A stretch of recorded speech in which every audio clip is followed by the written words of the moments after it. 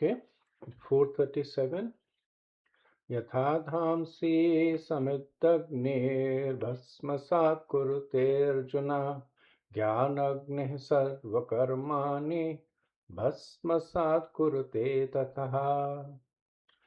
As a blazing fire turns firewood to ashes, O Arjun, so does the fire of knowledge burn to ashes all reactions to material activities.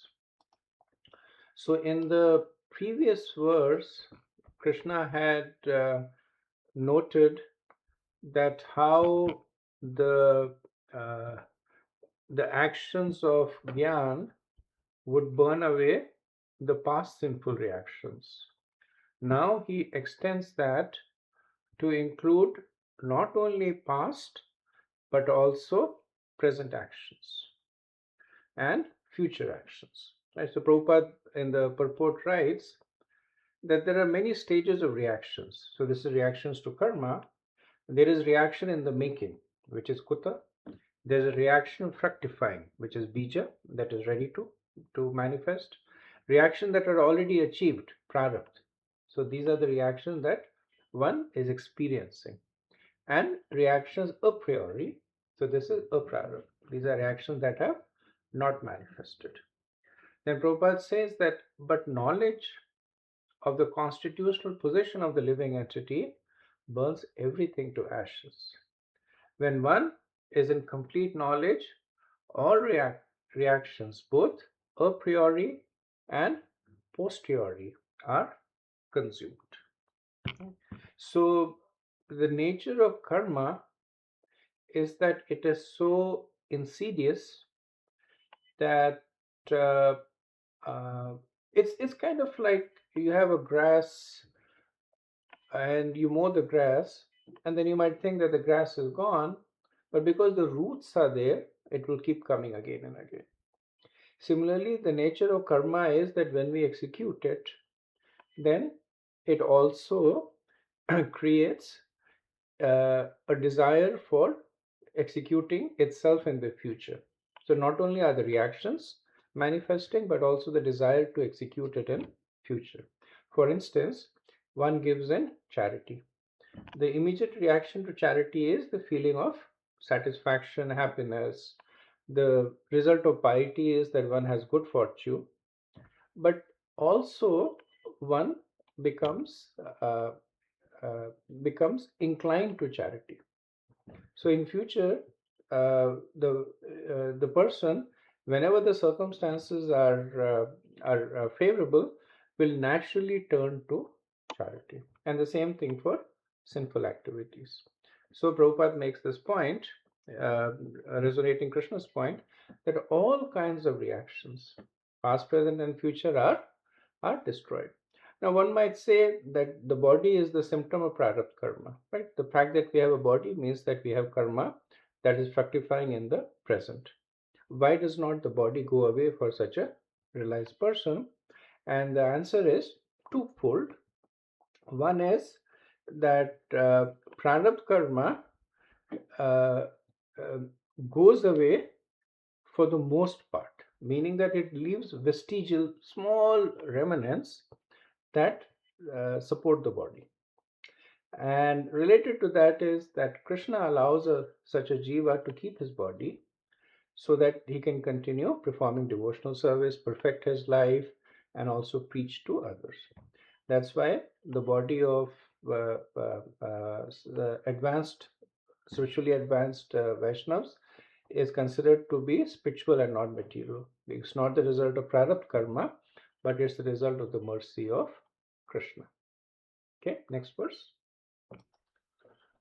438. Nahi jnanena sadrasham pavitram iha vidyate tat swayam yoga samsiddha kanenatmani vindati. In this world, there is nothing so sublime and pure as transcendental knowledge. Such knowledge is the mature fruit of all mysticism, and one who has accomplished, who has become accomplished in the practice of devotional service, enjoys this knowledge within himself in due course of time. So Krishna here, in beginning to conclude the chapter, he is now glorifying the potency of this knowledge, right? So he says there is nothing so sublime and pure, right? So the point that is making is that transcendental knowledge has no material contamination in it. It has the potency of revealing the spiritual aspect of one's existence, which is Atmagyan, right? And in that way, mature fruit of all mysticism, that it stands ahead of other forms of mystic activities. Then, important point to note is Krishna says that in due course of time, right? Kalena Atmani Vindati, right? Kalena is in due course of time.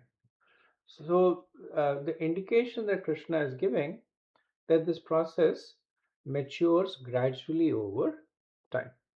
So factually speaking, the practice of nishkam karma results the in the growth of this knowledge. So as one practices nishkam karma, then atmagyan appears. Right? So one begins to realize the self as the soul. So remember, the gyan that's being talked over here is Atma Gyan, is knowledge of the self as the soul. And that is the gradual result of the performance of Nishkam karma. Right? So that's why Krishna says, Kalena Atmani Vindati. That Atmani is referring to that now one begins to enjoy within oneself, which is another way of saying that one begins to recognize oneself as the soul and not the body. So, in doing so, Krishna is also cautioning against premature renunciation, that one should not take shelter of knowledge to renounce prematurely. Rather, by gradually performing detached karma. Right? So there is sakam karma, then nishkam karma. By the performance of nishkam karma, then this atmagyan appears. Right? So atmagyan is the realization or the vigyan that will be explained later on. The realization that I am not the body but the spirit soul. Okay, let's go to the next verse. 439. Shraddhava labhate jnanam tatpara samayatendriyaha jnanam labdva param shantim achirena digacchati. A faithful man who is dedicated to transcendental knowledge and who subdues his senses is eligible to achieve such knowledge. And having achieved it, he quickly attains the supreme spiritual peace. So this is the how-to part, right? In the previous verses, Krishna had glorified transcendental knowledge, and now he talks, and it's a summary. He's not introducing anything new. He's basically talking about how does one get this transcendental knowledge. So begins with Shraddhavan. So Shraddhavan essentially is faith, faith in the scriptures, faith in the instructions of the Guru. So acting on this faith, the person attains the stage of Nishkam Karma, right? Because that's what the Gita is saying, that's what the Vedas are saying, that act with detachment, right? So the next stage here is that hearing on faith, acting on faith, the person reaches the stage of Nishkam Karma. Having reached the stage of Nishkam Karma, here it's referred to as Tatpara. The next stage is Samyatendriya. Samyatendriya is control of the senses. Right? So one begins to only use the senses when needed. Otherwise, the person is in full control of the senses. Right? And in the way, these two are even though I'm presenting it as a sequence, they kind of happen concurrently. That one begins to control the senses, and based on the sense control, one begins to act with detachment, which increases the sense control. So the result is both nishkam. So nishkam essentially is control of the of one's desires, which are even more subtle than the senses. Together they lead the person to Atmagyan. Right? So the previous verse Krishna said, in due course of time, right? By the performance of Nishkam karma, control of the senses, control of desires, one reaches the stage of realizing the self as the soul. And the next stage is Param Shantim. And Krishna says, Achiranadi, that this is achieved very quickly. So, unlike the previous verse, where he said that in due course of time, because Nishkam Karma, the purification of the senses, takes time. It takes many lifetimes. But once the person is situated in the knowledge of the self as the soul, then very quickly Param Shantim. Param Shantim also refers to liberation. That at this person, at this stage, one attains the destruction of the samsar, which is the material, and moksha and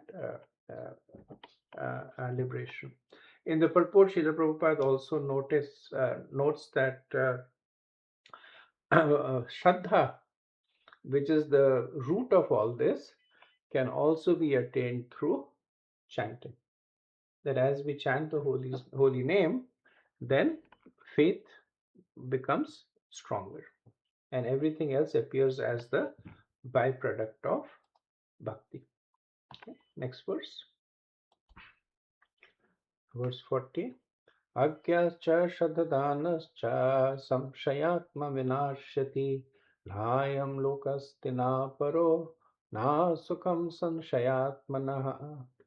But ignorant and faithless persons who doubt the revealed scriptures do not attain God consciousness. They fall down.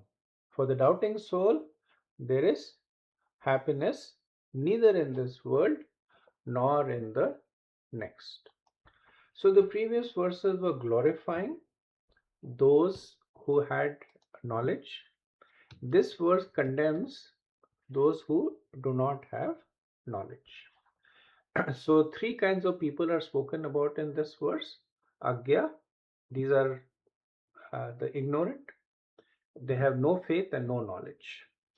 Then the Ashradadana. So Ashradadana means the faithless. So faithless means they have some knowledge, but they don't have faith in that knowledge. Right? The first ones are completely ignorant. So there are some people who don't know anything about spirituality, and consequently they have no faith in them. Then the faithless, they have some knowledge. Maybe there are people who say, "Yeah, I know Krishna, but I don't believe in him." Right? That is the Ashradadana. And the Sanshayatma has some faith and some knowledge. So Sanshayatma means doubting. So they have faith.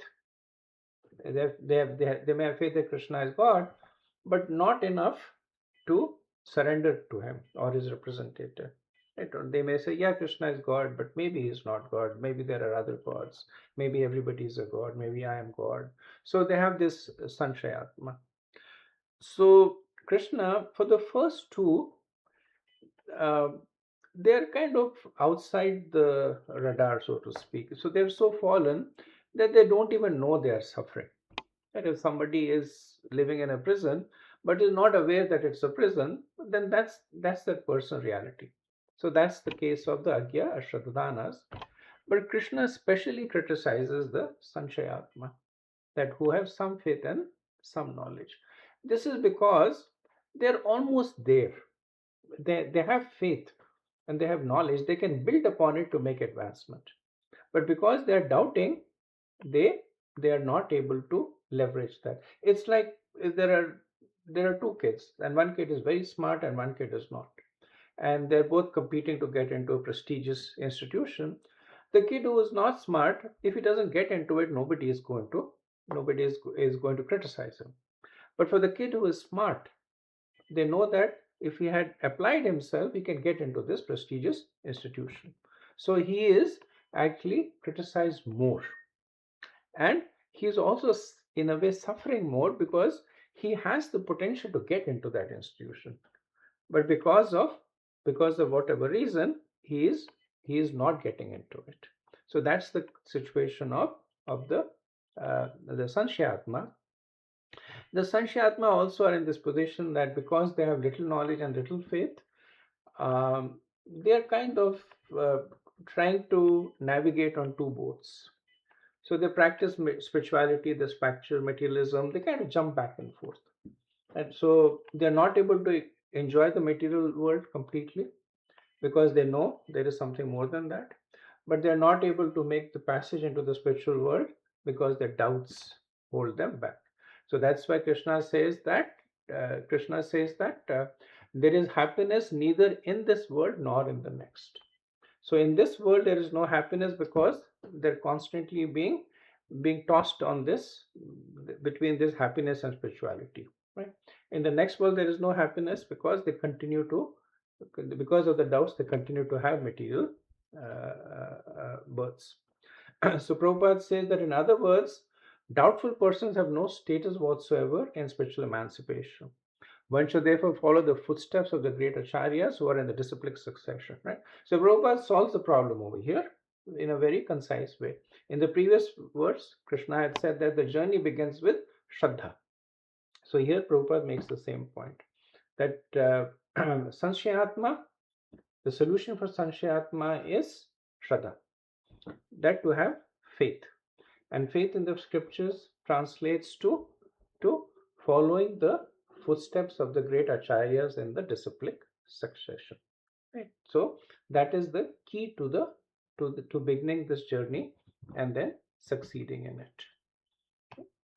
So in the next verse, uh, Krishna will tell us how to destroy these doubts.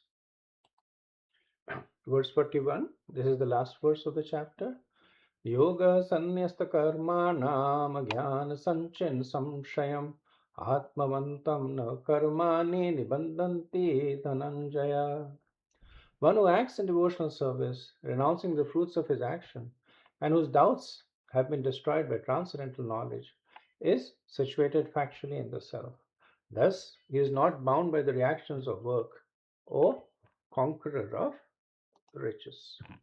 So the last verse glorifies the person who is opposite to the Sanshayatma. Right? So Sanshayatma was a person who lacked faith and knowledge. This verse glorifies the person who has faith and knowledge. How does the person develop faith?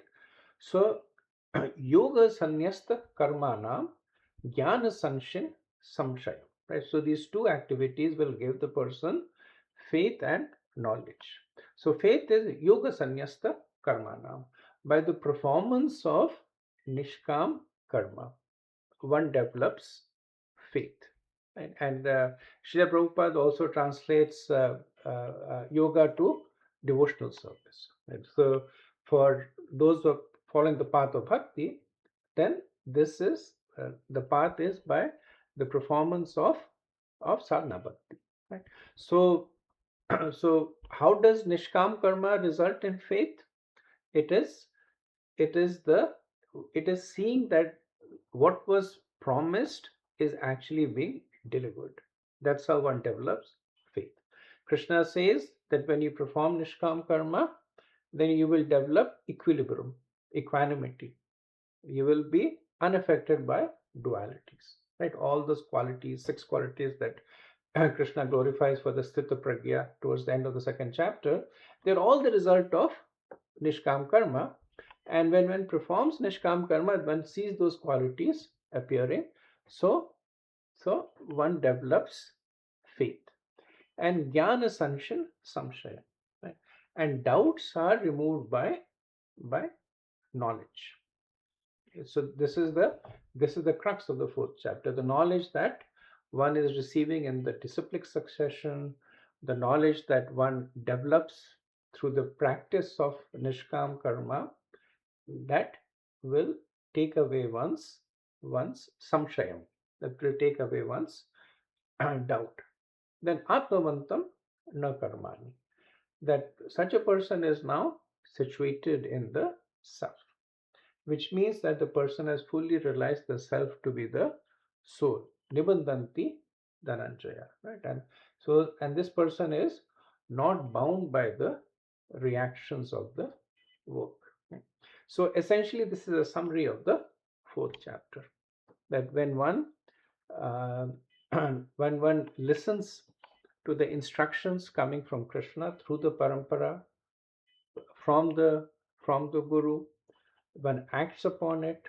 As one acts upon it, then that knowledge becomes a realized knowledge, and the realized knowledge will eventually mature into self-realization. And the result of this self-realization is that the cycle of karma ceases. And what that means is that that person is now liberated. Okay. Verse 42. Tasmad ajnana sambhutam hritstram jnanastinantmanaha chitvainam samshayam yogam athishtutistha bharata. Therefore, the doubts which have arisen in your heart out of ignorance should be slashed by the weapon of knowledge. Armed with yoga, O Bharat, stand and fight. So this is the last verse in the chapter, and Krishna is speaking to motivate Arjun to act in knowledge. So earlier on, at the end of the first chapter, Arjun was plagued with doubts, indecision. Should I fight, not fight, kill? And so the nature of indecisiveness is inactivity. He refused to fight, cast his weapons aside, sat down in despair. Now Krishna is asking him to stand, both literally and figuratively. And what is the weapon? So Arjun's weapon was Gandiv, but Krishna is saying to Arjun, the weapon that you need is that of transcendental knowledge. So equipped with the yoga of knowledge, you regain your conviction to do your prescribed duty. So Prabhupada has a wonderful purport that I'm going to read out. Prabhupada says that when we come to spiritual activities, we find that these are also divided into two, namely understanding one's own self or one's constitutional position. So this is Atmagyan. And the second is the truth regarding the Supreme Personality of Godhead. So this is Sambandhagyan. So first is understanding that you are the soul, and the second is understanding your relationship with the Lord. Then Prabhupada says that one who follows the path of Bhagavad Gita as it is can very easily understand these two important divisions of spiritual knowledge. For him, there is no difficulty in obtaining perfect knowledge of the self as part and parcel of the Lord. And such understanding is beneficial, for such a person can easily understand the transcendental activities of the Lord. So Prabhupada here, he wonderfully relates Atmagyan to Sambandhagyan. Once you know the nature of yourself, then that knowledge will also reveal to you the nature of the super self, the Lord. Once you understand their nature, you can understand the transcendental activities. So you can understand Krishna's Nam, Gun, Roop, Leela, and then you can mature in Bhakti. Then Prabhupada ends with saying that one who does not understand the instruction of Gita is faithless and is to be considered to be misusing the fragmental independence awarded to him by the Lord. In spite of such instructions, one who does not understand the real nature of the Lord as eternal, blissful, all-knowing personality of Godhead is certainly fool number one. So with this, we will end over here. This is also the end of the fourth chapter. Srila Prabhupada ki Jai. Hare Krishna.